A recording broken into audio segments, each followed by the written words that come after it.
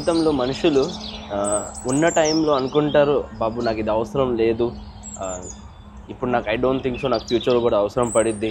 చాలా విషయాల్ని ఇలాగే ఇగ్నోర్ చేసుకుంటూ వెళ్తూ ఉంటారు. అండ్ దాని తర్వాత కొంచెం టైం తర్వాత యాక్చువల్గా ఒక టైం వచ్చిన తర్వాత అవసరం ఉన్నప్పుడు అనుకుంటా, అరే ఇది ముందులే చేయించవచ్చు కదా, నాకు ఇప్పుడు అవసరం పడుతుంది, అదే ముందులే చేసి పెట్టేసి ఉంటే నాకు ఇవాళ ఇలాంటి పరిస్థితి పడేదే కాదు.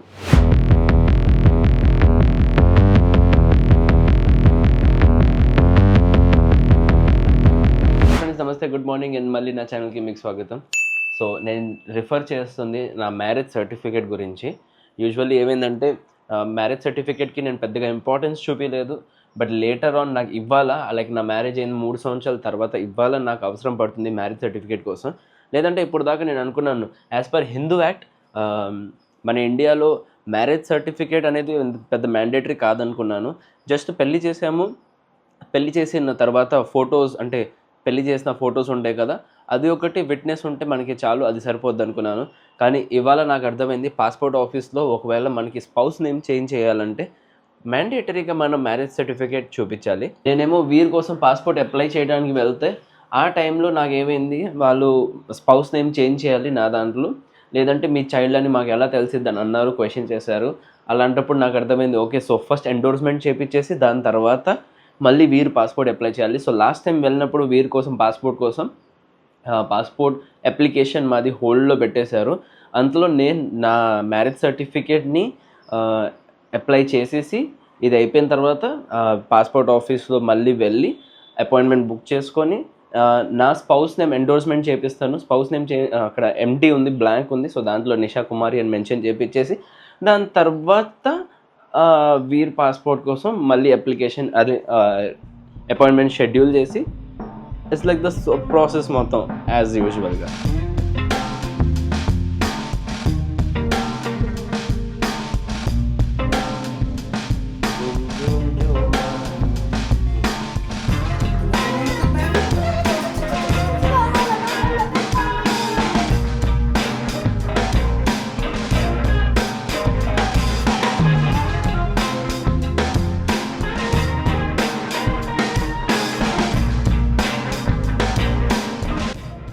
సో ఇప్పుడు నేను బయలుదేరాను మ్యారేజ్ సర్టిఫికేట్ కోసం.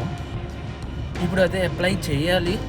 అక్కడ మొత్తం మ్యారేజ్ సర్టిఫికేట్ కోసం ఏం డాక్యుమెంట్స్ అవసరం, అండ్ అక్కడ మనకి ఎంతసేపు పడుతుంది, ఎంతసేపట్లో మనకి మ్యారేజ్ సర్టిఫికేట్ వచ్చేస్తుంది, ప్రొసీజర్ మొత్తం ఏంటి, ఎలా అప్లై చేసుకోవాలి, ఈ మొత్తం ఇవాటి బ్లాగ్లో మీతో షేర్ చేస్తాను. సో ఈ వీడియోని ఎండ్ దాకా చూడండి, స్కిప్ చేయమాకండి. మ్యారేజ్ సర్టిఫికేట్ ఒకవేళ మీ అందరిలో ఎవరికైనా అప్లై చేయాలంటే దానికి ప్రాసెస్ మొత్తం ఈ వీడియోలో మీతో ఎక్స్ప్లెయిన్ చేస్తాను.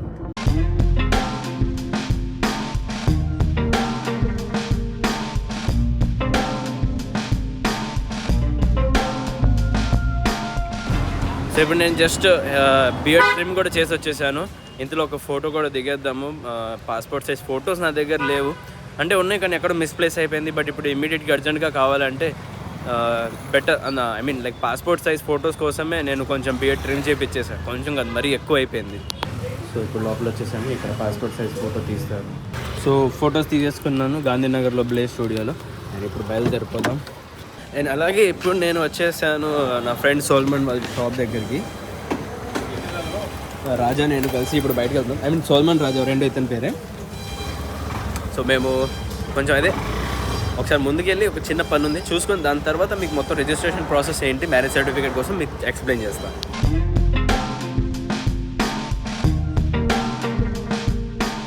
సో ఇప్పుడు నేను ఏలూరు రోడ్లో వచ్చేసాను. ఇక్కడ ఒక ఆఫీస్ ఉంది, గున్నదల సబ్ రిజిస్ట్రార్ ఆఫీస్ అంటారు. అండ్ ఈ ఆఫీస్ కిందే ఒక షాప్ ఉంది. ఈ షాప్లో మ్యారేజ్ సర్టిఫికేట్ చేస్తా అన్నారు. సో అదే నేను ఇప్పుడు ఆ మ్యారేజ్ సర్టిఫికేట్ చేయించడానికి ఈ షాప్ దగ్గరికి వచ్చేసాను. సో ఇప్పుడు ఈ ఆఫీస్ నుంచి బయలుదేరిపోయాను. యూజువల్లీ ఏమైందంటే రిజిస్ట్రేషన్ చేసే పర్సన్ లేరు, బయటికి వెళ్ళారు. సో ఏదో పనిలో ఉన్నారు, వేరే పనిలో, గంట తర్వాత రమ్మన్నారు. అండ్ నా ఫోన్లో కూడా బ్యాటరీ లో ఉంది. సో మొత్తం ఒక్కసారి నా ప్రాసెస్ అంతా అయిన తర్వాత ఇంటికి వెళ్ళిన తర్వాత నేను మీకు మొత్తం ప్రాసెస్ ఏంటి ఒకసారి ఎక్స్ప్లెయిన్ చేస్తాను ఇన్ డీటెయిల్.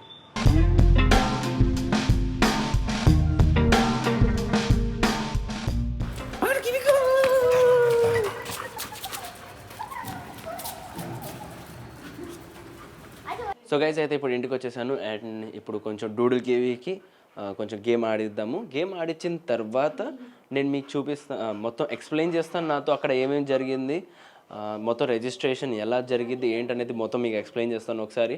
దాని తర్వాత ఈ వీడియో ఇవాళతో ఇక్కడతో ఎండ్ అవ్వదు, రేపు మళ్ళీ కంటిన్యూషన్ కూడా ఉంటుంది. అంటే హాఫ్ ప్రాసెస్ ఇవాళ, హాఫ్ ప్రాసెస్ రేపు.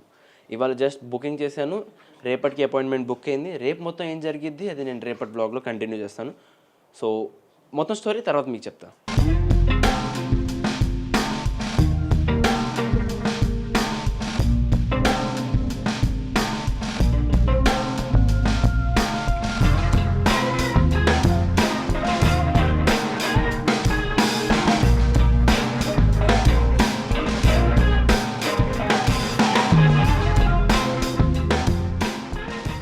సో ఇప్పుడు నేను మీకు మొత్తం ఎక్స్ప్లెయిన్ చేస్తాను. మ్యారేజ్ సర్టిఫికేట్ కోసం మీకు డాక్యుమెంట్స్ ఏం అవసరము, ఎంతసేపు పడుతుంది ఏంటి మొత్తం అనేది ఎక్స్ప్లెయిన్ చేస్తాను.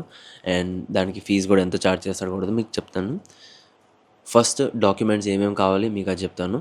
డాక్యుమెంట్స్ మనకు కావాల్సింది అమ్మాయిది అబ్బాయిది ఇద్దరిది ఫొటోస్, అమ్మాయి అబ్బాయిది ఇద్దరిది ఆధార్ కార్డ్ ప్రూఫ్ కావాలి, జిరాక్స్ కాపీస్. అమ్మాయి అబ్బాయి మీన్స్ బ్రైడ్ అండ్ గ్రూమ్ వాళ్ళ ఇద్దరిది మీకు పెళ్లి చేసినప్పుడు 3 ఫొటోస్ కావాలి మొత్తం అయ్యి. గార్లాండ్ ఎక్స్చేంజ్ చేసినప్పుడు అదొకటి, ఇంకొక ఫోటో ఏమో తాలింపులు వేసి ఇలా పెడతారు కదా చేస్తారు ఇంకోటి ఫోటో. అండ్ 3వ ఫోటో వచ్చేసరికి మంగళసూత్ర వేపిస్తారు చూసారా అవి. సో ఈ 3 ఫొటోస్ కావాలి. ఇద్దరిది 10th క్లాస్ సర్టిఫికేట్స్ కావాలి. 10th క్లాస్ కంప్లీట్ ఏంటంటే this is like birth certificate ఈక్వల్గానే ఉంటుంది 10th క్లాస్ సర్టిఫికేట్. ఇది ఒక ప్రూఫ్ 18+ ఉన్నారు అండ్ చదువుకున్నారు అని ఒక ప్రూఫ్ జస్ట్. ఇంకొకటి ఏంటంటే మీరు ఎక్కడ పెళ్ళి చేస్తున్నారు, టెంపుల్ కానీ ఫంక్షన్ హాల్ బుక్ చేస్తారు కదా అక్కడిది రిసీట్ కావాలి. లేదంటే ఒకవేళ టెంపుల్లో అయితే కొన్ని టెంపుల్స్లో అయితే మీకు మ్యారేజ్ సర్టిఫికేట్ కూడా వాళ్ళు ఇష్యూ చేస్తారు టెంపుల్స్ వాళ్ళు. అట్లీస్ట్ అదైనా కావాలి ఒకవేళ రిసీట్ లేకపోతే. బట్ మ్యాండేటరీగా ఇవన్నీ కావాలి documents. And last but not least ఇంకొకటి ఏంటంటే మ్యారేజ్ ఇన్విటేషన్ కార్డ్ కూడా కావాలి. సో ఇవన్నీ డాక్యుమెంట్స్ అవసరం ఒకవేళ మ్యారేజ్ని రిజిస్టర్ చేయాలంటే గవర్నమెంట్ దాంట్లో. ఓకే, మీకు నెక్స్ట్ ఇంకో డౌట్ వస్తుంది, ఒకవేళ ఇంట్లో కొంతమంది పెళ్లి చేసుకుంటారు అలాంటప్పుడు మన దగ్గర ఎన్ని డాక్యుమెంట్స్ ఉండవు కదా.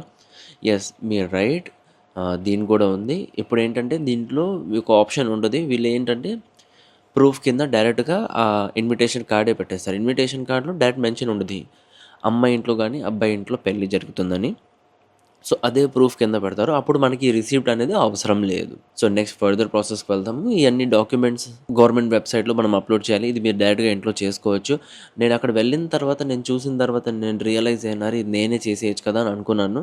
బట్ ఏంటంటే నాకు టైం చాలా తక్కువ ఉంది. పాస్పోర్ట్ నాకు ఇంకా తక్కువ టైంలోనే నాకు అర్జెంట్ పాస్పోర్ట్కి వెళ్ళాలని అపాయింట్మెంట్ ఉంది నాకు ఇంకో 2 రోజుల్లో. సో ఇమీడియట్గా నేను ఇవన్నీ చేయాలంటే నాకు టైం పడుతుంది అనుకొని నేను డైరెక్ట్గా బ్రోకర్ దగ్గర వెళ్ళి స్పీడ్గా పని అయిపోద్ది. మనకి ఎందుకు ఎన్ని తలకాయ కొట్టుకోవడం.